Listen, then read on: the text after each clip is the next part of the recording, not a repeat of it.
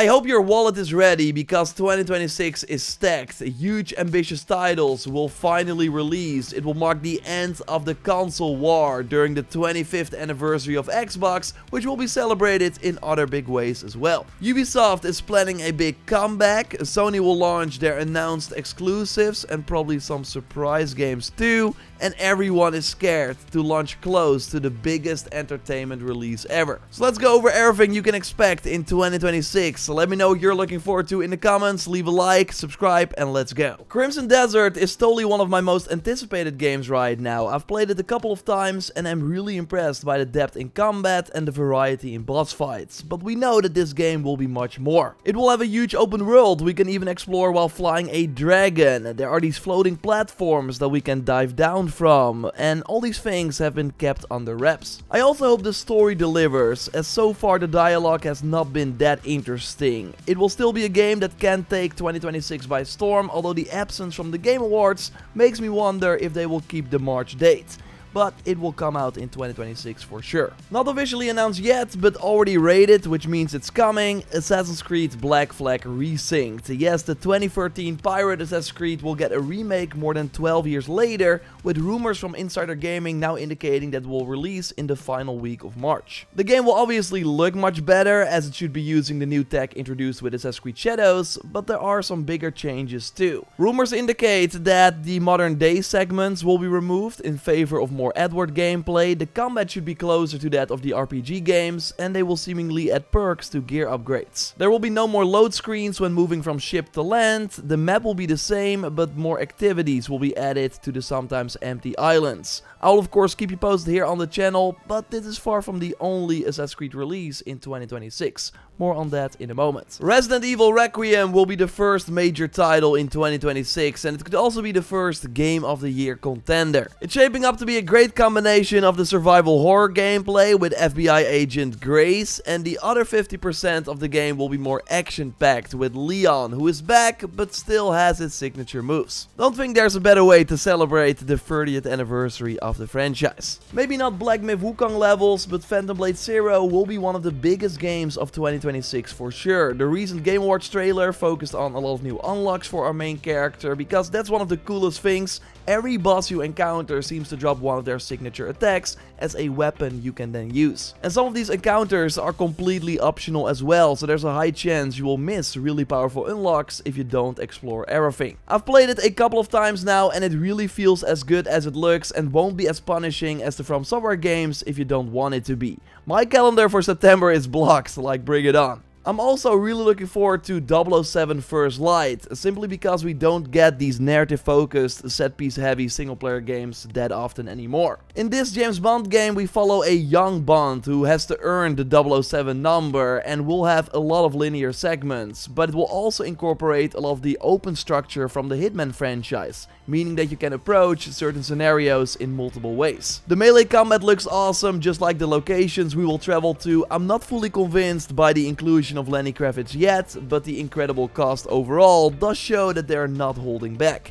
Now fingers crossed that the rumored Lana Del Rey Bond team is real. Where Sony is overall moving to a bigger open world structure for a lot of their exclusives, Marvel's Wolverine will be more linear, similar to some of the PS3 output Sony had. I think it's awesome that they fully lean into the brutal melee combat that the character is known for, and I've no doubt that it will also feel really good to play with the DualSense features. This should be the start of Insomniac's venture into the broader X-Men franchise, although they teased that the game will be set in the same universe as Spider-Man, so curious if that will result in anything. Overall, I do think it will be a really fun ride when it launches near the end of the year. But the first single-player exclusive we see on PlayStation 5 is Sarah's. It now launches on April 30th, and this Housemarque's second attempt at a third-person bullet hell style shooter, and I think it looks even better than their previous game Returnal. I could see this end up in the Game of the Year conversation over Wolverine. I know, that might sound crazy. But Sony is also trying to create a presence in the live service space, and Marathon, that is launching in March, will be their biggest, or at least most expensive attempt yet. The new gameplay recently shows promising improvements over the initial reveal, but will it be enough to warrant Sony's $3.6 billion purchase of Bungie? It will be a big story in 2026, one way or the other. And there are also other big Sony surprise releases. I'm really looking forward to Ghost of Yotei Legends, as I love the co-op mode from Tsushima, and I also expect the PC version of that game in 2026. And we know Intergalactic is 2027, but I still think Sony is going to launch something else. Either the Horizon Online project that Guerrilla is doing, so not Steel Frontiers from NCSoft,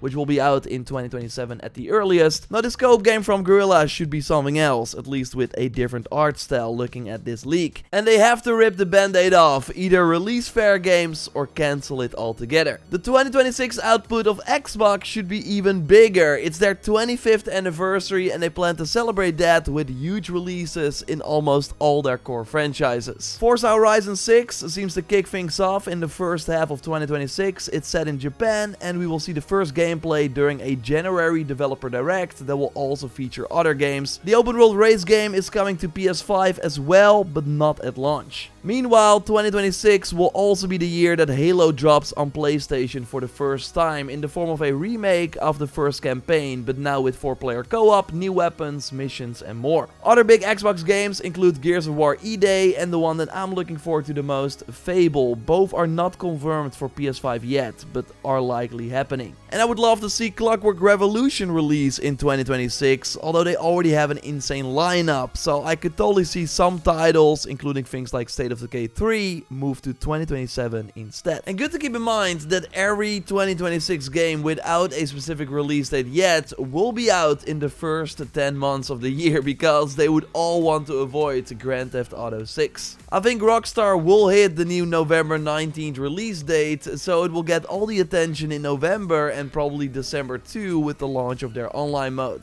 I loved the second trailer in particular, which focuses on our two main characters and their very strong relationship inside but especially outside their criminal activities. But I'm mostly hyped because Red Dead Redemption 2 from 2018 still feels so modern to this day. Imagine what Rockstar can do for the open world genre with a game that is exclusive to current gen hardware. Fingers crossed it lives up to the hype. One company that will avoid GTA 6 like the plague is Ubisoft, so they will have to get a bit more creative, as 2026 should mark the beginning of a big comeback to profitability. And I think this new financial year for them that starts in April will kick off with the reveal of a brand new Ghost Recon game, probably in April or May, as rumors already indicated that it's coming in 2026, 7 years after Breakpoint. It will return to a first-person perspective and should look similar to Ready or Not, but then still open world. And they will probably talk about it during their Ubisoft Forward as well, which I think they will do again in 2026. Also to talk about the Splinter Cell remake, although with the rocky development, that might be a 2027 release right now. I hope and expect to see the return of Far Cry in 2026, although I think Far Cry 7 will release in 2027. So I think next to the Prince of Persia Sands of Time remake, Black Flag Resynced, the new Ghost Recon, they will have one other big 2026 title. Hexe. Yes, I expect the next big mainline Assassin's Creed in 2026, this from the Valhalla team, so they will have worked on it for 6 years. It should be set during the 16th century Holy Roman Empire. We will seemingly play a solo female lead during these witch trials, but the most interesting part is that it should be a way more linear, narrative-focused game. So not a big RPG like Shadows. I mostly hope that the supernatural elements, like certain magical spells we might be able to use, will feel good and not too over the top. My prediction is a Halloween release for Assassin's Creed Hexe. And you would think that many other games that have no specific 2026 date yet will be in that September-October window. Titles like Control Resonant, a sequel to Remedy's 2019 action game. But this time we play Dylan, who's a more melee-focused character. We can do activities in the order we want, in a more open-ended Manhattan, and there should be more progression systems to change up our playstyle. I'm really looking forward to this game. Just like A Plague Tale Resonance, set 15 years before Requiem, and we also play a different character here, Sophia, who is also more into melee combat. And I love the Greek setting as we head into the Minotaur's Island. I'm totally keeping my eye on this one. My favorite game of Gamescom 2026, Onimusha Way of the Sword, will also launch later into 2026. I love how they translated the tactical gameplay from the previous games into a more modern feeling experience. This should also not be as brutal as the Souls-likes, while still giving you the incredible satisfaction of outsmarting an enemy. Other noteworthy mentions include Lego Batman, which will have open world exploration, Arkham-style combat, and is dropping in May. You saw footage of it already, but this is Chronicles Medieval, a deep RPG with large-scale battles from developers who worked on Red Dead Redemption 2, Cyberpunk, Hitman, and Total War. The Star Wars pod racing game Galactic Racer was recently announced and is made by Need for Speed and Burnout developers. The remake of the first Tomb Raider game, Legacy of Atlantis, will likely release around the 30th anniversary at the end of the year. A game that has been delayed many times but should finally launch in 2026 is Marvel 1943 from the Uncharted creator Amy Hennig. Lords of the Fallen 2 looked really good in a new Game Watch trailer and is dropping at the end of 2026. We got the Marvel fighting game from Arc System Works dropping in 2026.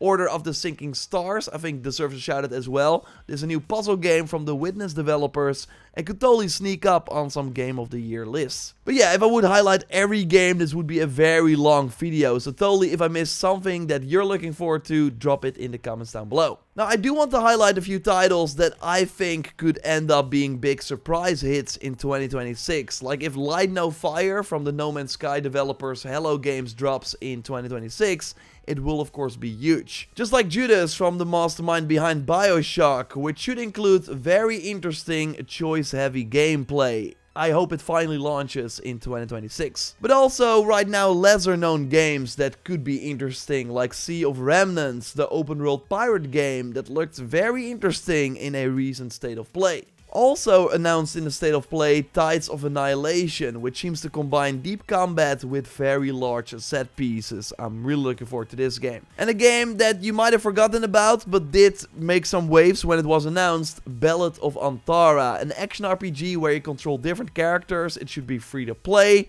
Again, maybe like a Where Winds Meet situation. Now let me know what you're looking forward to. I will do more 2026 previews on the React channel. If one is already up, you can watch it by clicking on the screen. Subscribe, leave a like, and I will speak to you soon. Goodbye.